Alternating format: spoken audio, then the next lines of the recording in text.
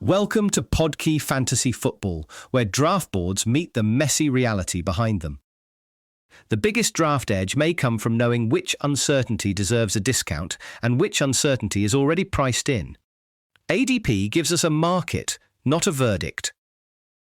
Your rankings should lead, with ADP acting as a price check and a map of what you can probably get later. If you take a player you genuinely believe in above market, you can live with being wrong. Taking a player you never wanted because the room said he was value is a much harder mistake to manage. That approach still has structural limits. Receiver first works when an elite player such as Amon-Ra St. Brown falls into range, yet in a 14-team league, managers generally need a running back within the first 3 rounds. The usable backs thin out fast, especially around round 7. That is why Jordan Mason around pick 80 can be defensible, even if it feels early. A possible starting running back has a different waiver wire profile than a receiver like Quentin Johnston or Jordan Addison. Waiver receivers can emerge and matter. Waiver backs usually need somebody ahead of them to get hurt. Filtered expert consensus and ADP answer different questions. ECR from the most accurate prior year rankers reflects a projection of outcomes. ADP reflects the risk people will actually accept while the clock is running. Breece Hall sitting higher in ECR than ADP, DJ Moore carrying a stronger ADP than expert rank, and Matthew Stafford ranking better in the market than among analysts all point to the same issue. Injury, team environment, and bounce-back risk do not carry equal weight for everyone. Real-time ADP can help, particularly on injuries, though it can also overreact to incomplete reports. Hall's faster movement in real-time full PPR drafts compared with slower aggregate ADP is useful information. It still doesn't tell us whether the market has landed on the right price. The modern QB1 case is heavily tied to rushing.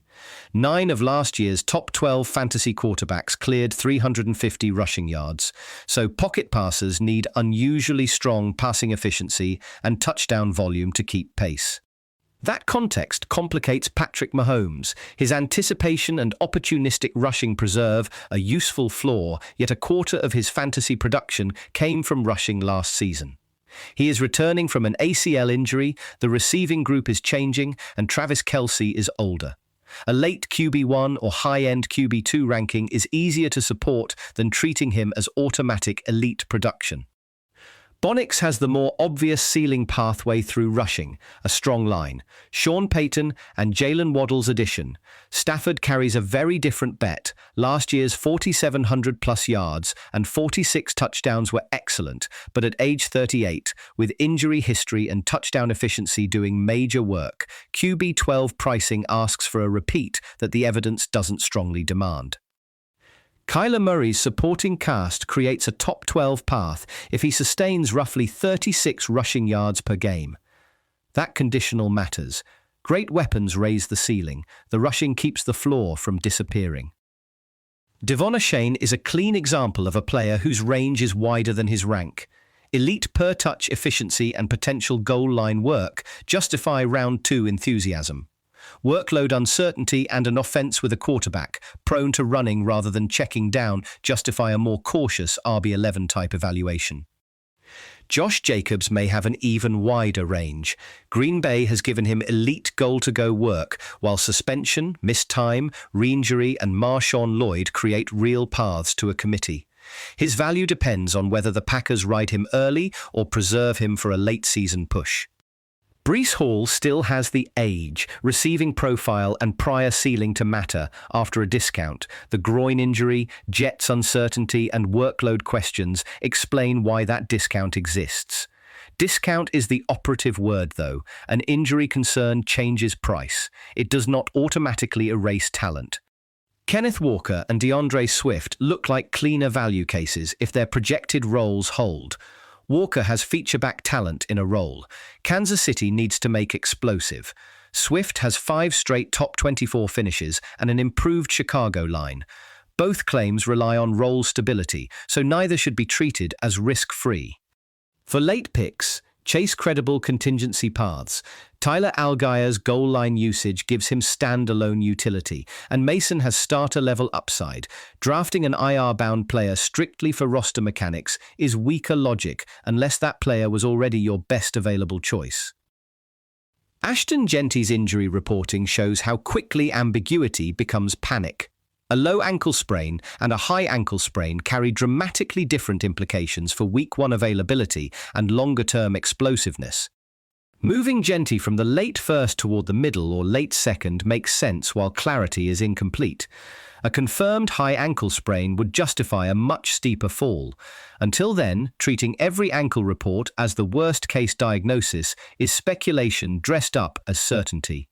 Mike Washington Jr. is the handcuff to know, though even his upside needs boundaries. A 35 to 40% rushing share could matter, while Dylan Laby's passing down role could prevent Washington from becoming a stable weekly starter.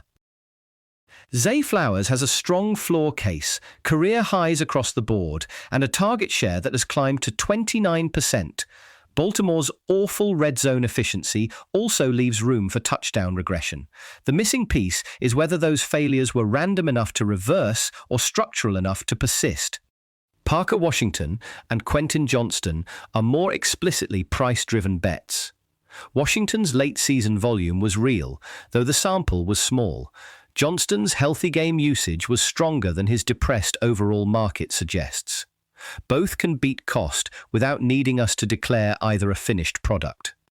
DJ Moore's quarterback upgrade deserves attention, while Buffalo's distributed target environment limits confidence in a true alpha workload.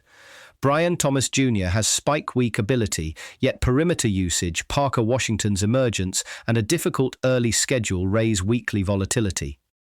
Houston acquiring Kayshon Boutte after Jaden Higgins' injury improves C.J. Stroud's supporting cast more clearly than it creates a safe Boutte fantasy role.